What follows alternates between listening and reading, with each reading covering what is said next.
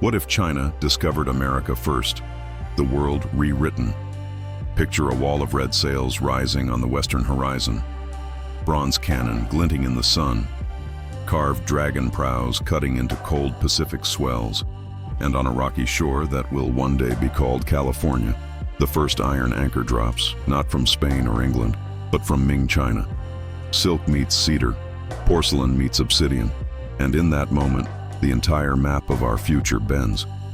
To understand how wild that turn would be, we have to revisit what really happened.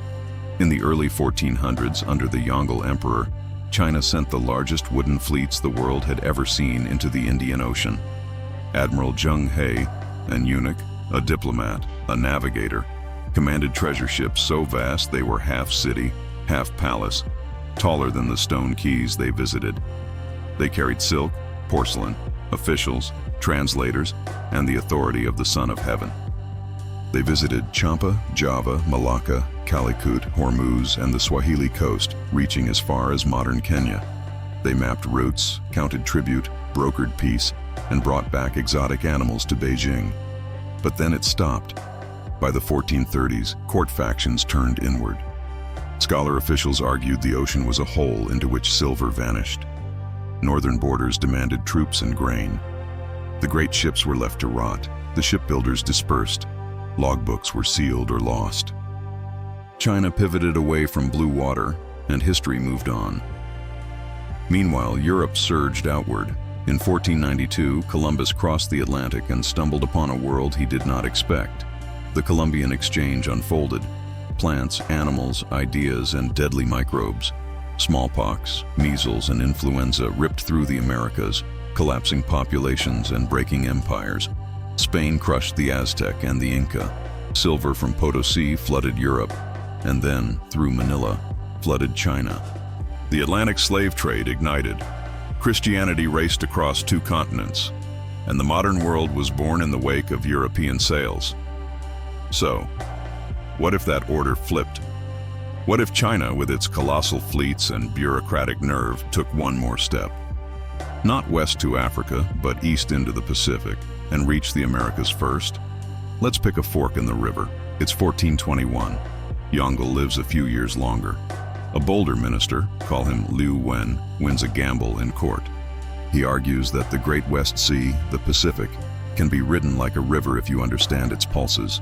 Sail north to the Kuroshio current. It will lift you like a hand, cross with the trades, drift to new shores, and then, like an archer shooting on the wind, you can ride home along the North Pacific gyre. The emperor signs. Nanjing's shipyards roar back to life. The treasure fleet tacks past Okinawa, bends by Kyushu, and climbs the black river of the Kuroshio. Bows hum in the wind, sails tense like drums. Past the Aleutian Mists or the mid-Pacific Islands, they find stepping stones. The log reads, "Islands of breadfruit and basalt, palms and birds unafraid." They anchor in what we'd call Hawaii. They refill casks, count stars, log currents, and keep going. Weeks later, coastal mountains rise. Fog parts over a long, dark line of trees. The fleet edges into a wide, cold bay. It could be the mouth of the Columbia. It could be San Francisco before the name. Shore parties land. They find fishermen in cedar canoes, villages smoking seaweed and salmon, carved poles and woven hats. Words fail at first, but gifts talk. Jade bangles, shell beads, mirrors, bronze bells. A peaceful dance of curiosity begins. Chinese diplomacy is careful, ritualized. They do not plant a cross or a royal banner. They build a palisade depot. They bury a bronze tablet. They take soundings and sketch a harbor. Most of all, they take notes. Who rules? Where are the markets? What can be traded?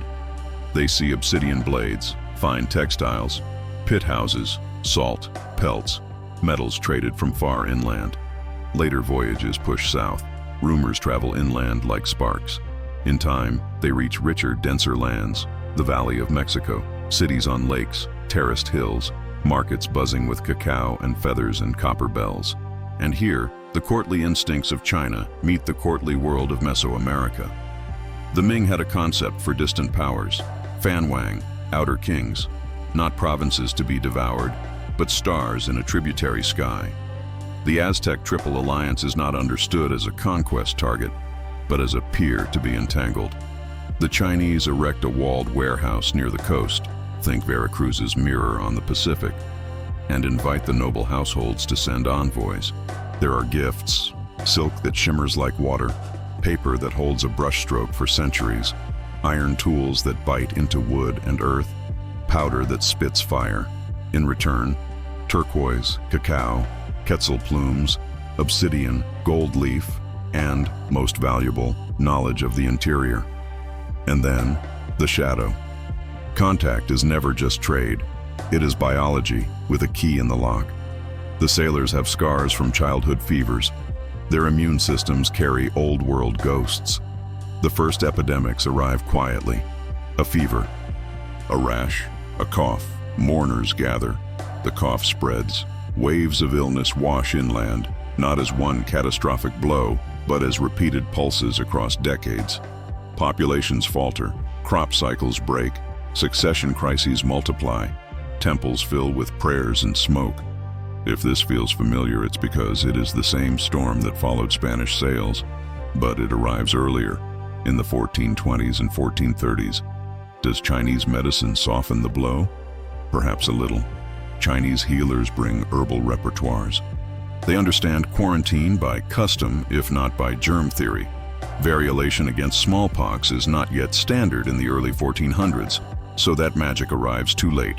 The truth remains. The demographic collapse is brutal. But here's the twist. Because tribute diplomacy values stable partners, Chinese envoys have a reason to help their new counterparts survive. Grain loans, techniques for rice paddies adapted to maize terraces, iron hoes and saws that change how forests are opened and fields are cut. The result is a paradox: population loss paired with faster institutional adaptation. And in the other direction, the Americas change Asia. Maize, chilies, and, if later voyages cross to the Andes, potatoes and quinoa enter the Chinese agrarian imagination a century early. Imagine the Sichuan basin tasting chilies in the 1400s. Imagine maize sweeping through dry northern counties that struggled with millet.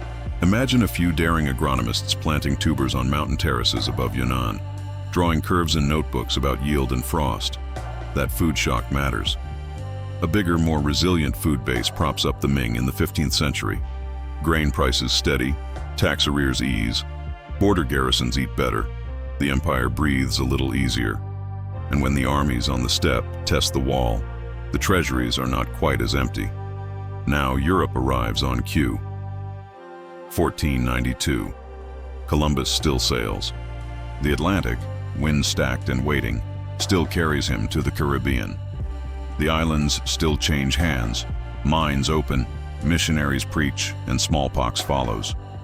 By 1519, Cortez marches inland. But the Mexico he meets did not march blindly into a new century.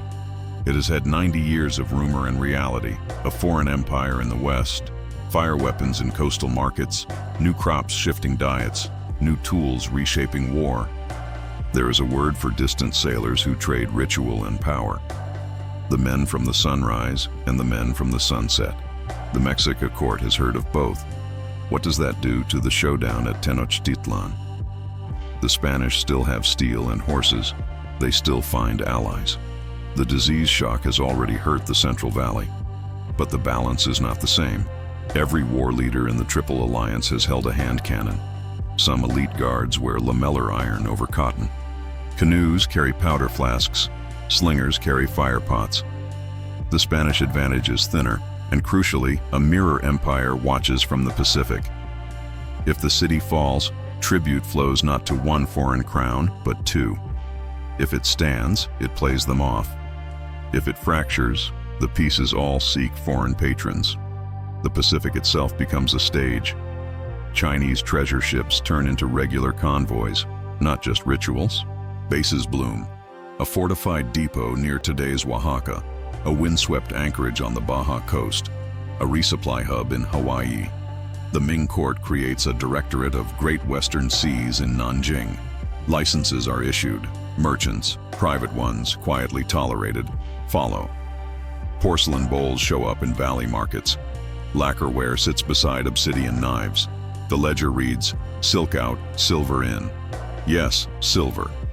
Because in partnership with local rulers, mining starts early, under tribute agreements rather than direct conquest. The mountain that will be called Potosi is still unknown to the Pacific fleets, but Zacatecas and Michoacan send enough metal to matter. Europe feels the tremor. Spanish galleons on the Atlantic hear stories. On the other ocean, there are Chinese ships. There is a city with a foreign quarter. There are muskets not forged in Toledo. The crown is alarmed but cautious. It cannot be everywhere at once. Still, it makes a move. Balboa crosses the isthmus and, instead of claiming an empty South Sea, sees sails on the horizon and smoke rising from a distant anchorage. The Pacific is not empty, it is busy.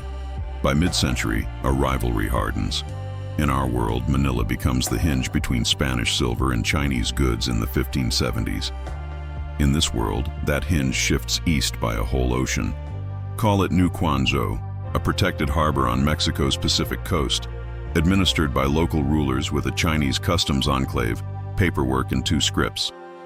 Across the water, Fujian and Guangdong families specialize in the Great Western trade.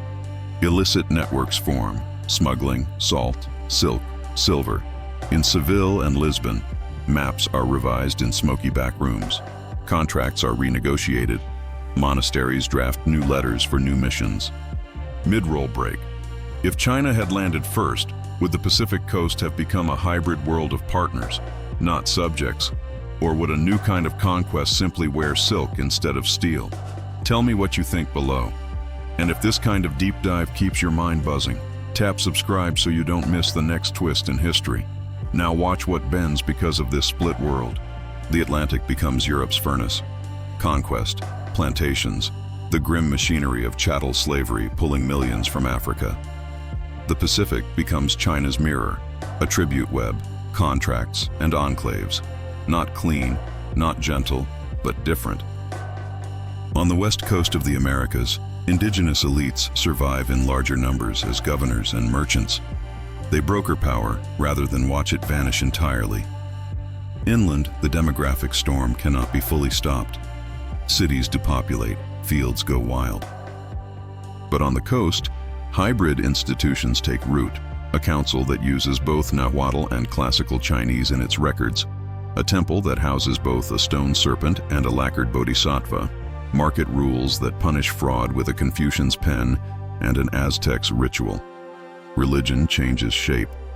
In the Atlantic world, the cross spreads fast, cathedrals rise, syncretic saints dance in the plazas.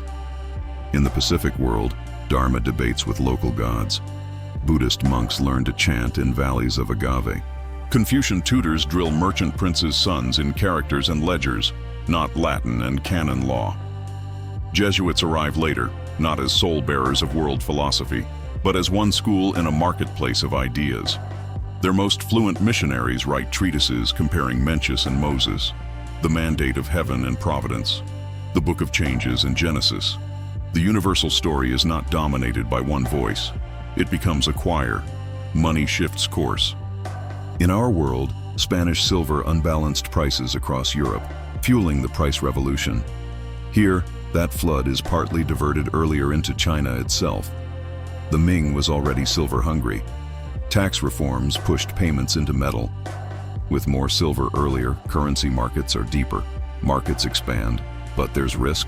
Silver's pulse can destabilize too. Inflation whispers through the bazaars of Suzhou. Officials complain of corruption in New Guangzhou, where bribes arrive in shimmering stacks. A decade later, the court debates again. The ocean is a hole or a bridge. This time, there are too many vested interests to shut the door. China stays maritime, nervous and rich. Japan watches all of this with narrowed eyes. Wokou pirates once preyed on a quiet Chinese coast. Now patrol sails carve wakes across their routes. Daimyo in western Japan stake fortunes on Pacific trade, buying silk at New Guangzhou through intermediaries and selling swords and timber into the fleet network. The Sengoku Age doesn't close into isolation. It opens into the ocean.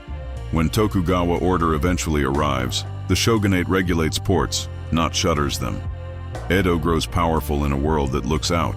Further south, a new thread crosses the equator. Voyages find the Andean coast.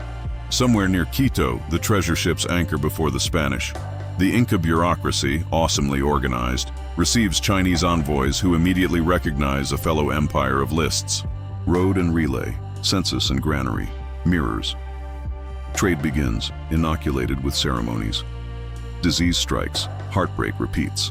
But in the cracks, something unusual happens. Some Quipu records begin to mimic a character-like logic. Some Chinese ledgers experiment with knots to capture totals for mountain inspectors. It's messy, human, alive. By 1600, the world map is not European with exceptions. It is dual. On the Atlantic seaboard, Spain, Portugal, England, and France carve out colonies.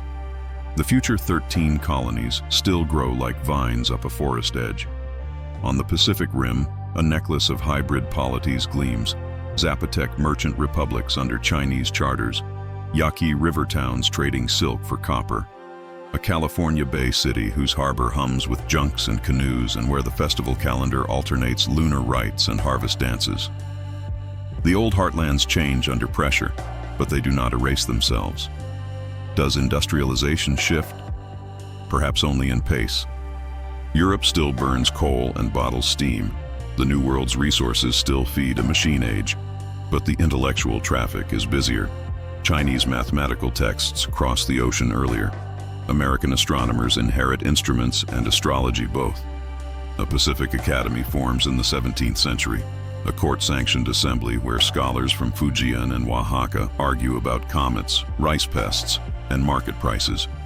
When the microscope arrives, it doesn't arrive once, it arrives twice. By the 18th century, a continental question looms. In our world, a youthful United States surges west, powered by settlers and states' hunger. In this world, the interior still draws restless feet, but the far west is not empty space. It is someone else's network. When an Atlantic-born republic faces a Pacific-born commonwealth, the frontier is not destiny.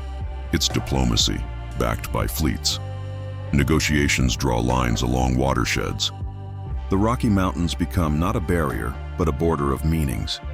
A canal across the isthmus is proposed a century early, not just by French engineers, but by a joint delegation where Chinese officials and Nahua merchants run their fingers over the same map. So where does this all leave us? With a world where the encounter still hurts, disease, displacement, exploitation, but where the control room of modernity is split. No single empire writes the index. Power is an argument, not a monologue.